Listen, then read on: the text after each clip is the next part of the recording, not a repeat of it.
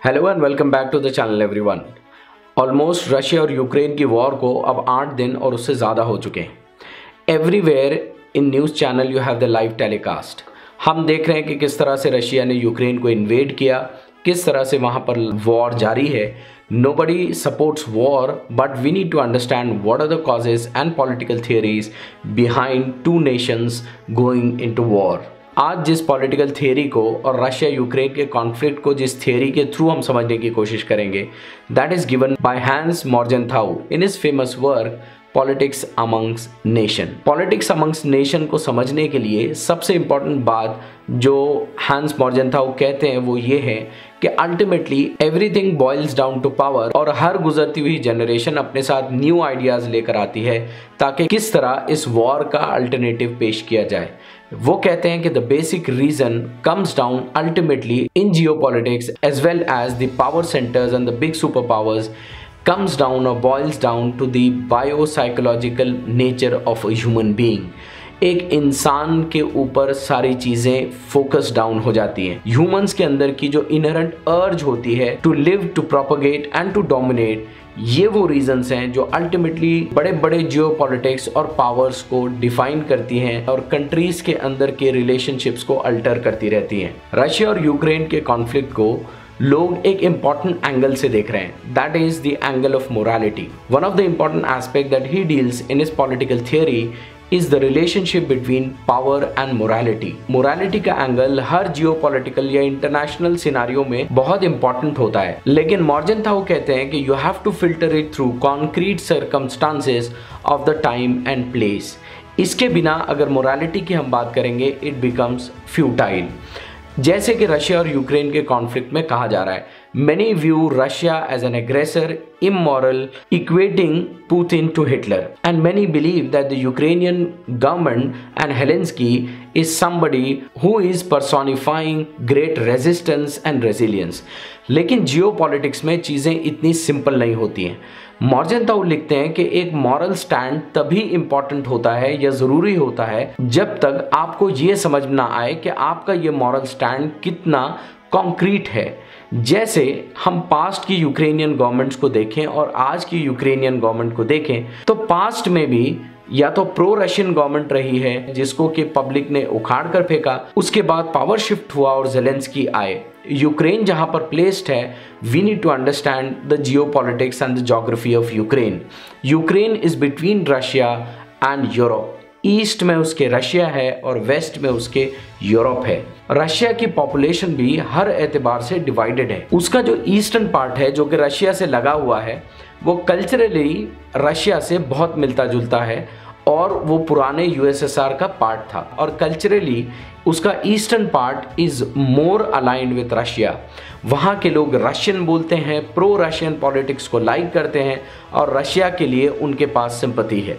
They still believe that they are a part of a bigger Soviet Union. Specially जो उनके eastern areas हैं, Donetsk and Luhansk, ये दोनों को मिलाकर जो एरिया बनता है इसको डॉनबास रीजन कहा जाता है। डॉनबास रीजन में प्रो रशियन रिबेल्स हैं जिनको रशिया सपोर्ट करता रहता है। उसका जो वेस्टर्न वाला पार्ट है that is more towards Europe, वहाँ के लोग प्रो यूरोपियन हैं, वहाँ के लोग यूक्रेनियन लैंग्वेज बोलते हैं और वहाँ के लोगों की सिंपैथी ज़्यादा यूरोपियन यूनियन की तरफ है। Now we need to understand that Ukraine when it got separated from USSR, इसको अपनी इंडिपेंडेंस मिली 1991 में। जोग्राफिकली ये दोनों बड़ी सुपर पावर्स के बीच में है। इसकी जो पॉपुलेशन है वो एथनिकली, कल्चरली और लैंग्वेज के एतबार से डिवाइडेड है। The Ukrainian politicians need to learn and understand that they can not have a pro European policy completely at one point of time and pro Russian policy completely at one point of time.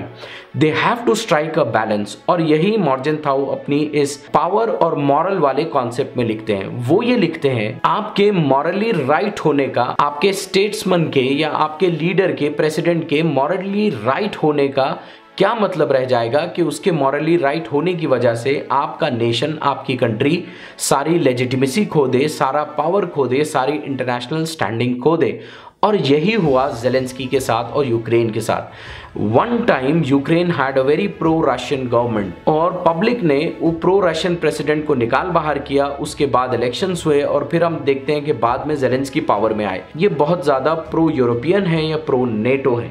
The problem of Russia is not with Ukraine, the problem of Russia is with NATO and is with the global superpower America and European Union। हम इसको समझने की कोशिश करेंगे कि ये power struggle क्या है, लेकिन एक बात को हमको रियलाइज करना पड़ेगा और रिकॉग्नाइज करना पड़ेगा that the total political failure of the leadership of Ukraine geopolitics में अपनी जगह को समझ ही नहीं पाया। नेटो के चक्कर में यूक्रेन ने अपने लिए एक बड़ा संकट मोल लिया।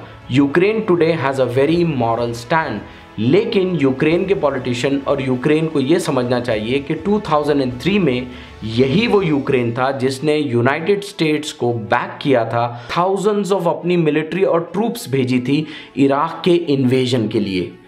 These are some of the hard facts that need to be realized। यही खेल अमेरिका यूक्रेन के थ्रू रशिया को कंट्रोल में रखने के लिए आज खेल रहा है। वेस्टर्न बैक लिबरल डेमोक्रेसी जो है ये यूक्रेन को हर तरह से सपोर्ट सप्लाई कर रही है and it is giving every possible means and support to resist Russia and to keep Russia under control. The problem of Russia या रशिया की जितनी भी डिमांड्स हैं वो सारी की सारी डिमांड्स यूक्रेन से नहीं है, बल्कि सारी डिमांड्स उनकी नेटो से है। उनकी सारी demand United States and the European union से है। नेटो का मेंबर बन जाने का मतलब ये है कि नेटो की अलायंस में आप आ जाएंगे और एक मिलिट्री सुपर पावर की हेल्प आपको मिलेगी। इसकी वजह से अमेरिका और यूरोपियन यूनियन को ये चांस रहेगा कि वो नेटो के मेंबर की कंट्री के अंदर वो अपने मिलिट्री बेसिस स्टैब्लिश कर सकता है। That means if Ukraine becomes a member of NATO, America अपना मिलिट्री बेस जो है यूक्रेन में बनाएगा जिसकी बॉर्डर रशिया से बिल्कुल लग कर है। How can anybody expect from Russia to allow Ukraine to become a member of NATO? It is very simple for us in India to understand कि इंडिया एक सॉवरेन कंट्री ये कैसे बर्दाश्त करेगी अगर पाकिस्तान या चाइना जैसी फॉरेन कंट्री नेपाल के अंदर अपना मिलिट्री बेस बनाए। नेपाल एक इंडिपेंडेंट कंट्री है but Nepal has to know its limitations. Similarly Ukraine has to know its international limitations about what and how it should do. Ukraine ने 2008 में जॉर्जिया से लेसन ले लेना चाहिए था, लेकिन ये लेसन यूक्रेन ने नहीं लिया। 2003 के बाद रोज रेवोल्यूशन के बाद जॉर्जिया नेटो का मेंबर बनना चाहता था। नेटो ने और अमेरिका ने उसके सामने प्रस्ताव रखा। एक इंडिविजुअल पार्टनरशिप एक्शन प्लान 2004 में जॉर्जिया को दिया गया और इस प्लान के अंतर्गत जॉर्जिया के 2 एरिया ऐसे थे जहां पे सेपरेटिस्ट मूवमेंट होती थी जो जॉर्जिया को रिकॉग्नाइज नहीं करते थे। जॉर्जिया को यह कहा गया कि आपके अपने सेपरेटिस्ट प्रॉब्लम को आप डील करिए, तब आप नेटो के मेंबर बन सकते हैं। Georgia tried it's level best और 2008 में George Bush wanted to give final action plan to Georgia, लेकिन इससे पहले ही Russia got activated because Russia के लिए ये इंपॉर्टेंट जियोपॉलिटिकल डिसीजन था। इससे पहले कि जॉर्जिया इस सारी चीज़ों को एक्सेप्ट करता, व्हाट रशिया डिड, उसने इन सेपरेटिस्ट मूवमेंट्स इस रेबेल को सपोर्ट किया और एक इंटरनल वॉर और कॉन्फ्लिक्ट जॉर्जिया में शुरू हुई और Georgia could not get the NATO membership. और ये सारा जॉर्जिया का मैटर दिसंबर की नेटो की मीट में उसको नेटो का मेंबर बनाने का प्लान सारा पूरा हो चुका था, लेकिन ये सारी चीज़ें अगस्त में एक वॉर ब्रोकआउट करके रशिया ने कंट्रोल में ले ली। और इसी कॉन्सेप्ट को इंटरनेशनल जियोपॉलिटिक्स में बोला जाता है preventive war. Nobody likes the concept of war. Nobody wants war. Everyone wants peace. But there are certain circumstances where war becomes necessary. Now, whether the war is justified or not, it depends on which side of the coin you are talking about. वही Ukraine जो आज injustice की बात कर रहा है, वही Ukraine Iraq invasion के टाइम पे was one of the part of the aggressor। दूसरा इंपॉर्टेंट कॉन्सेप्ट जो मॉर्जेंथाउ डिस्कस करते हैं that is Prestige and power in international diplomacy and international politics. वो ये कहते हैं कि अल्टीमेटली जो पावर अटेन कंट्रीज करना चाहती हैं that is for the national Prestige, और ये प्रेस्टीज को समझना बहुत जरूरी है। और पावर और प्रेस्टीज वर्ल्ड लीडर्स में कितना इंपॉर्टेंट होता है इसको हम सिर्फ इस इंसिडेंट से समझ सकते हैं कि जब 1945 में पॉट्सडैम कॉन्फ्रेंस हुई तो ultimately Churchill, Stalin and Truman they had to come together for a diplomatic meet and to end the war. लेकिन वो तीनों में इस बात पर एग्रीमेंट नहीं हो सका कि सबसे पहले रूम में कौन अंदर जाएगा, and because of that what was ultimately decided कि तीनों भी अलग अलग दरवाजों से रूम के अंदर आएंगे। This is the bare nudity of international politics and prestige and the ego of powerful nations and the head of states, which ultimately boils down to human biopsychology of prestige and power. और इसी को US और Vietnam के बीच की war के जो piece negotiations थे उसमें हम देखते हैं। जब वियतनाम की government, United States and the Vietcong, इनके बीच की जो पीस निगोशिएशंस थी ये 10 हफ्तों तक डिले हो गई। और 10 हफ्तों तक डिले होने की सिर्फ एक वजह थी, और वो वजह या रीज़न ये था कि वो कॉन्फ्रेंस पर बैठने वाले जो वर्ल्ड लीडर्स हैं वो कॉन्फ्रेंस की टेबल का शेप कैसा होगा, कौन कहाँ बैठेगा। इससे हमको ये समझ में आता है कि अल्टीमेटली जो इंटरनेशनल डिप्लोमेसी होती है, इंटरनेशनल पीस टॉक्स होती हैं, जो बड़े बड़े ड्रीम्स यूनाइटेड नेशंस के थ्रू बनाए गए हैं, वो ड्रीम्स कितने रियलिस्टिक हैं। किसी भी नेशन को ये समझना चाहिए कि उसका प्रेस्टीज और उसका एक्चुअल पावर, इसके बीच का अंतर कितना है। इसको हम सेकेंड वर्ल्ड वॉर के एग्जाम्पल से समझ सकते हैं। यूनाइटेड स्टेट्स का प्रेस्टीज बहुत कम था लेकिन उसका एक्चुअल पावर बहुत ज़्यादा था, और जर्मनी और जापान ने इसको समझने में गलती कर दी। नतीजा हमने देखा कि जापान पूरा बर्बाद हुआ और जर्मनी भी पूरा बर्बाद हो गया। They raised a giant that was called as the United States, जिसका एक्चुअल पावर उनके इमेजिनेशन से और यूएस के नेशनल प्रेस्टीज से कहीं ज़्यादा था। कॉन्ट्रास्ट टू दिस, ब्रिटेन की जो नेवी थी, ब्रिटेन का जो प्रेस्टीज था, उसकी जो इमेज थी, मिलिट्री इमेज थी, वो बहुत ज़्यादा थी।